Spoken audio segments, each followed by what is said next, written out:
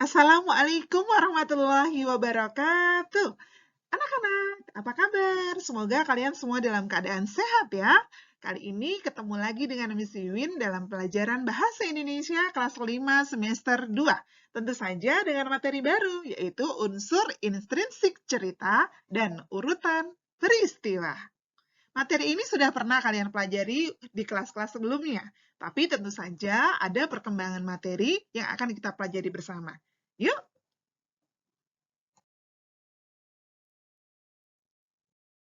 Nah, anak-anak, untuk materi belajar kita kali ini, yang pertama adalah unsur intrinsik cerita. Selanjutnya, urutan peristiwa. Dan yang pastinya akan ada latihan soal. Melanjutkan apa yang sudah Miss Iwin sampaikan ketika kita bertemu dalam Zoom meeting. Oke? Nah, selanjutnya, sebelum belajar, pastinya kita harus tahu dulu tujuan pembelajaran kita kali ini. Yang pertama, kalian akan mampu memahami cerpen atau fabel. Jadi kalian boleh pilih, nak, tidak harus cerpen, tidak juga harus fabel. Bahkan boleh juga legenda ya. Yang kedua, kalian mampu menganalisis unsur intrinsik cerpen atau fabel atau legenda yang kalian pilih tersebut. Yang ketiga, kalian mampu memahami potongan peristiwa dalam sebuah cerita. Tentu saja kalian akan bisa mengurutkan peristiwa tersebut menjadi sebuah cerita yang utuh. Seperti yang Miss Iwin jelaskan saat Zoom meeting ya. Baik anak-anak, selanjutnya kita akan kenali bahan belajar untuk unsur intrinsik cerita dan urutan peristiwa. Yang pertama adalah cerpen. Cerpen adalah cerita fiksi, tentu saja tidak nyata, yang diceritakan tidak lebih dari 10.000 kata. Sehingga cerpen bisa dikatakan cerita, bisa dibaca sekali duduk. Artinya kalian membaca sebuah cerita, duduk di sofa, belum sampai bosan, maka cerita itu sudah berakhir. Karena dia hanya singkat saja. Contohnya, cerpen menemukan dompet. Yang kedua adalah fabel. Fabel adalah cerita dengan tokoh binatang yang diperankan seperti manusia. Meskipun binatang, tokoh-tokoh dalam fabel ini dia punya keluarga, punya kehidupan, punya tingkah laku, ada protagonis dan antagonis juga. Contohnya Raja Wali yang cerdik. Ada juga fabel dalam handout kalian. Yang Berry, masih ingat cerita si Berry, nak? Nah, itu adalah fabel. Selanjutnya, kita kenalan dengan unsur intrinsik cerita. Tak kenal maka tak sayang ya. Kalian harus tahu dulu materi itu sebenarnya apa. Unsur intrinsik sebuah cerita adalah unsur atau hal-hal yang harus ada di dalam sebuah cerita. Jadi harus, nah, di dalamnya ada tema, tokoh, watak, latar, alur, dan pesan moral. Misalnya kalian membuat sebuah cerita, temanya sudah tahu, yaitu tentang persahabatan. Tokohnya sudah ada, 3 orang temanmu dan kamu sendiri. Ya, masing-masing belum kamu kasih watak. Tidak asik ceritanya, baru ada tokohnya, ada temanya, tapi ada wataknya. Setelah kamu temukan wataknya, kamu juga harus memaniskan ceritamu dengan latar, sehingga pembaca jadi tahu, oh kejadiannya di mana, kapan, gitu ya, ya. Selain itu, untuk menarik membaca lebih lanjut ceritamu, kamu harus memasukkan alur. Ya, setelah itu, kemudian misalnya seperti itu. Tentu saja ada hubungan tema dengan kalian buat cerita, yaitu pesan moral. Jadi tema dan pesan moral itu berkaitan. Apa yang ingin kamu sampaikan kepada pembaca itu namanya pesan moral. Sama seperti kamu membuat laporan percobaan ya, dalam rumusan masalah tentu saja ada hubungannya dengan kesimpulan. Kalau kamu buat cerita, temanya akan ada hubungannya dengan pesan moral. Selanjutnya adalah tema. Tema adalah dasar cerita atau gagasan utama cerita. Nah, tema ini ibarat sebuah rumah adalah fondasinya. Dulu Miss pernah menggambar di papan tulis ya, kalau kalian masih ingat. Karena dia adalah dasarnya, bisa tema itu dikatakan sebagai tema kehidupan, persahabatan, kejujuran, pendidikan, perjuangan, agama, olahraga, dan masih banyak lagi. Selanjutnya ada tokoh dan perwatakan. Berdasarkan jenisnya, tokoh dibagi menjadi 4. Yang pertama adalah protagonis, kedua antagonis, ketiga tritagonis, dan yang keempat adalah figura. Nah, tokoh protagonis seperti yang kalian sudah tahu, Miss Iwin dan kamu pro. Berarti pro artinya adalah tokoh yang berwatak baik, ya. Sedangkan antagonis adalah kebalikannya. Ya, dalam film-film itu yang selalu memusuhi tokoh protagonis namanya tokoh antagonis. Nah, di dalam sebuah cerita selain tokoh protagonis ada juga yang namanya tokoh tritagonis. Jadi dia tokoh ini tritagonis ya, hadir untuk melerai. Misalnya ada dua orang yang sedang bertengkar, maka tritagonis hadir untuk memisahkan mereka yang sedang bertengkar tadi gitu ya nak ya. Misalnya kalau di sekolah ada guru gitu kan, ada kiai, kalau di masyarakat itu namanya tokoh tritagonis. Bisa juga kalau di rumah orang tua kalian yang menjadi tokoh tritagonis ya nak ya. Nah, yang keempat adalah figuran. Kalau figuran ini adalah tokoh pendukung yang memberikan tambahan warna dalam sebuah cerita. Biasanya dia muncul hanya adegan saja atau diceritakan, tidak ada dialog untuknya dalam tokoh figuran ini. Makanya di sini Miss Iwin tuliskan untuk protagonis, antagonis, dan tritagonis bisa tergambar dalam cerita kalau protagonis itu orangnya bijaksana, adil, jujur, dermawan, yang baik-baik ya. Sedangkan kalau tokoh antagonis itu ada orangnya suka dengki, iri, sombong, angkuh. Nah, kalau tritagonis seperti yang Miss Iwin sampaikan, dia hadir sebagai dewa penyelamat, jadi orangnya bijaksana, sabar, adil, hampir sama dengan tokoh protagonis. Begitu ya. Anak-anak, berikutnya adalah latar. Latar terdiri dari latar tempat, latar waktu, latar suasana. Sebenarnya masih ada latar sosial, tapi itu dipelajari ketika kalian kelas 6 ya, SMP dan SMA. Sekarang Miss Iwin baru sampai yang 3 dulu, tempat, waktu, suasana. Nah, tempat berarti tempat terjadinya cerita itu. Bisa di hutan, di pantai, kelas, taman, dan lain sebagainya.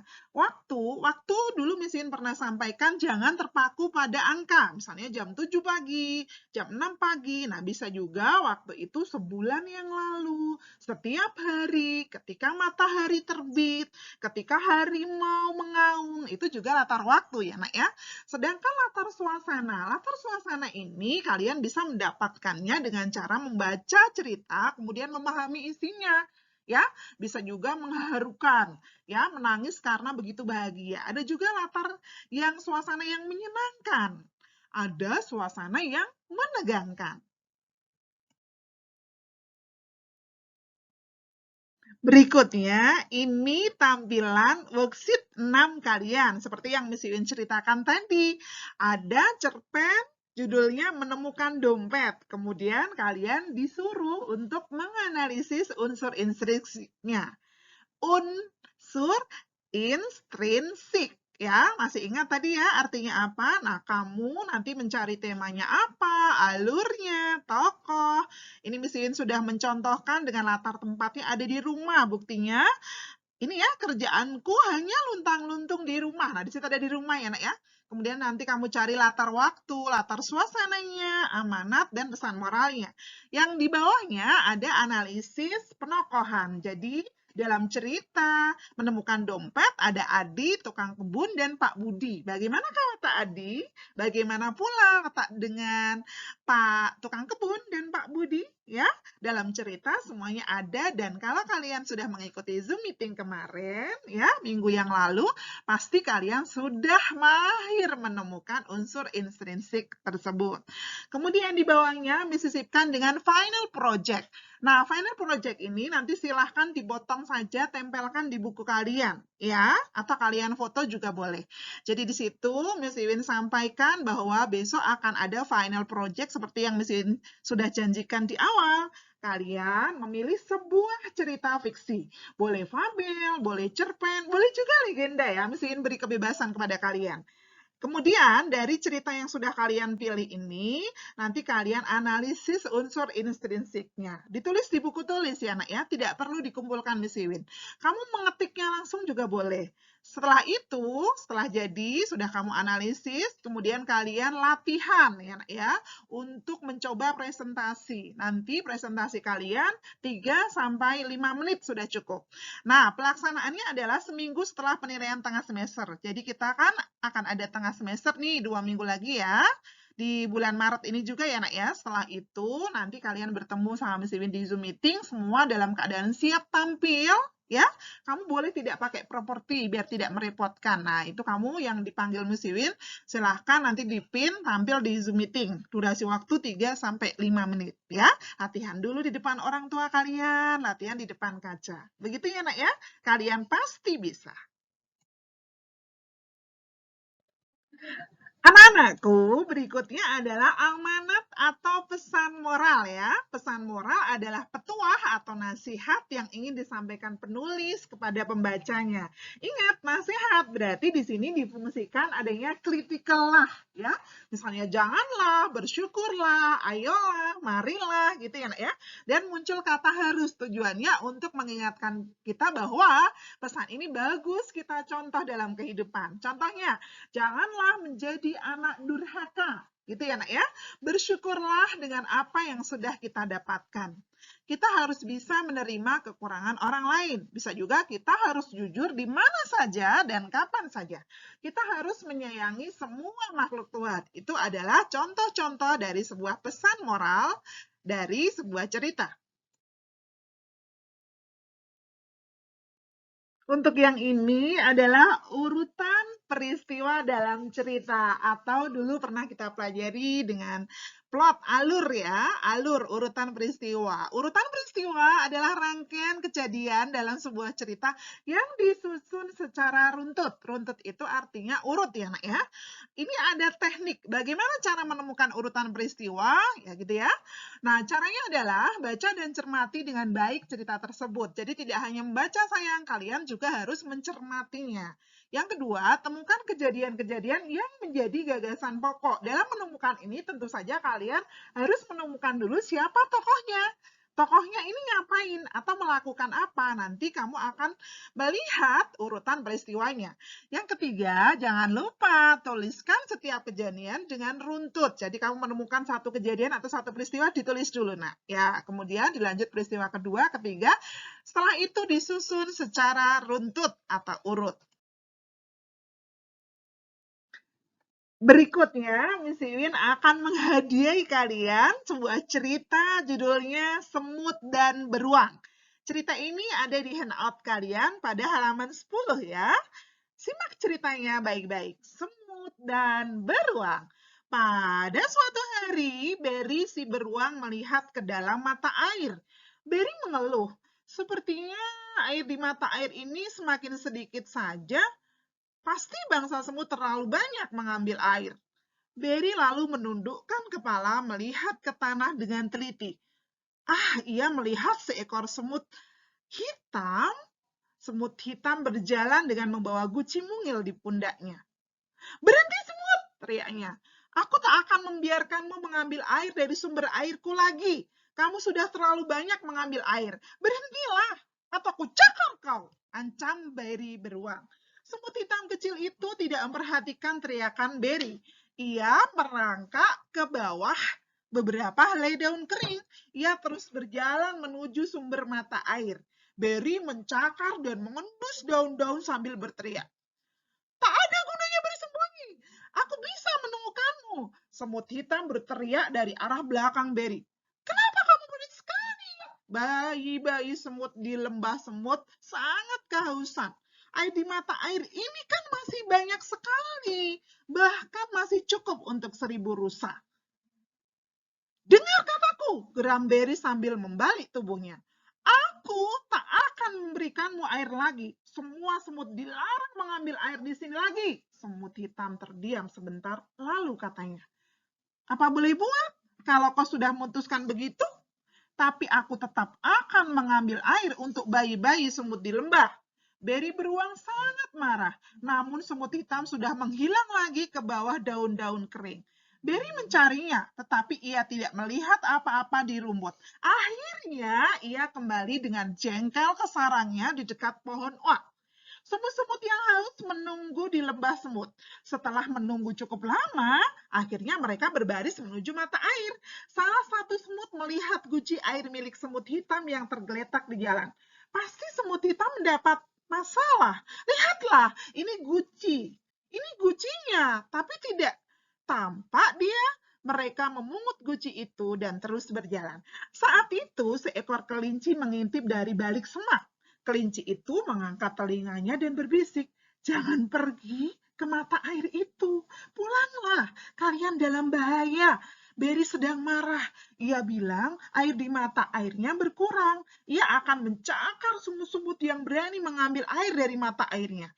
Akan tetapi semut-semut itu tidak takut. "Mana beruang itu sekarang?" tanya mereka. "Ia sedang di rumahnya beristirahat," jawab kelinci. Semut-semut itu berbaris seperti tali sepatu di rumput. Mereka melihat seekor tupai duduk di pohon dan bertanya, "Apa kami sedang berjalan tepat ke arah sarang beruang?" "Ya, ya, ini memang jalan ke arah sarangnya," jawab tupai. "Tapi sebaiknya kalian balik ke rumah." Beri beruang dari tadi berteriak terus. Katanya kalau kalian mengambil air dari mata airnya, ia akan mencakar kalian. Akan tetapi semut-semut itu tak mau kembali. Mereka terus berbaris seperti tali sepatu di tanah. Hari hampir malam ketika mereka tiba di pohon oak tua. Mereka melihat sekeliling dan menemukan sebuah retakan di tanah. Mereka masuk ke dalamnya dan mulai menggali sebuah lubang. "Apa yang kalian lakukan? Kenapa kalian menggali?" tanya tikus tanah yang merasa terganggu dari tidurnya. "Kami ingin menangkap beri beruang. Kami sedang membuat jebakan untuknya," kata para semut. "Bahaya sekali," seru tikus tanah. "Dia pasti sudah menangkap semut hitam saudara kami. Ia juga berniat mencakar kami hanya karena kami mengambil air dari mata air," kata semut-semut. "Aku akan menolong kalian dan menggali di bawah sarangnya. Aku pernah hampir tertangkap dia dahulu." Seharian itu para semut dan tikus tanah menggali lubang di bawah sarang beri. Mereka terus menggali selama 10 hari. Beri beruang sama sekali tidak curiga. Suatu malam di hari ke-10, Beri beruang kembali ke sarangnya dengan hati gembira. Ia berhenti di depan rumahnya di bawah pohon oak dan berkata pada dirinya, "Aku sudah makan dan minum sampai kenyang. Satu-satunya yang bikin aku jengkel adalah semut-semut itu. Mereka masih berani mengambil air dari mata airku. Besok aku akan hancurkan lembah semut itu. Akan kucakar mereka dengan cakarku seperti ini." Beri beruang mulai mencakar segala arah. Ia menghentakkan kakinya ke lantai sarangnya dan bruk, lantai sarangnya jebol. Beri beruang jatuh ke lubang di bawah sarangnya. Lubang itulah yang telah digali para semut dan tikus tanah. Beri beruang harus terus tinggal di lubang itu kecuali ada penjaga hutan yang menemukannya. Semut-semut itu akhirnya hidup damai di lembah semut. Saat itu semut hitam saudara mereka juga sudah kembali ke rumah. Ternyata ia hanya terpeleset di jalan. Jadi tidak ada yang merusak kebahagiaan mereka sekarang. Para semut dengan bebas pergi mencari makan dan minum di hutan. Nah, anak-anakku, hadiah cerita Miss Iwin tadi kalau kita gali unsur atau urutan peristiwa ceritanya adalah yang pertama, tadi kan Miss Iwin bilang cari tokohnya ya. Beri beruang mengeluh karena air di mata air sedikit dan menuduh semut-semut yang menghabiskannya, ya kan?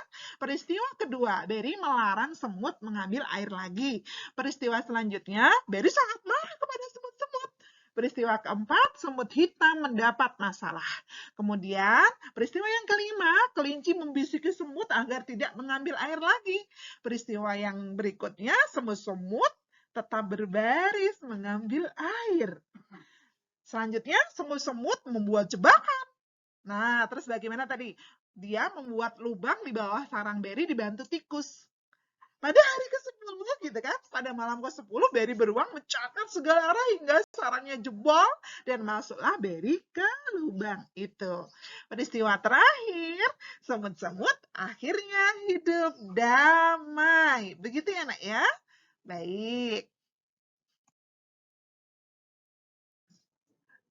Nah, anak-anakku, ini adalah penampakan dari worksheet 7 kalian. Di situ Miss Iwin tuliskan mengurutkan peristiwa dalam fabel semut dan beruang.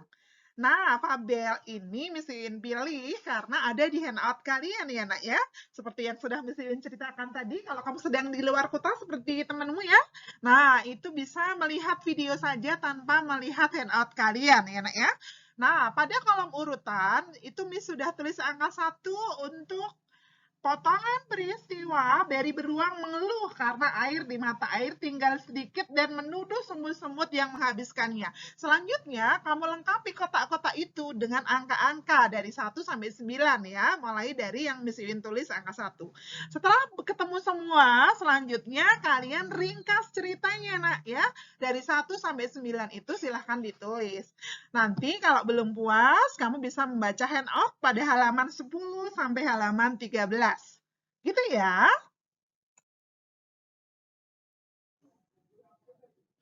Nah, anak-anakku, selamat belajar. Kemarin kalian sudah belajar bersama Miss Iwin, sekarang kalian waktunya belajar mandiri. Terima kasih ya sudah mendengarkan, menyimak video Miss Iwin ini. Jika kalian menemui kesulitan, silakan menghubungi Miss Iwin di nomor 0896 59 55 0506. 0896 59 55 0506. Bukan yang nomor dulu ya, Nak ya. Terima kasih banyak. Mari kita akhiri dengan hamdalah. Alhamdulillahirabbil alamin. Sampai jumpa. Assalamualaikum warahmatullahi wabarakatuh.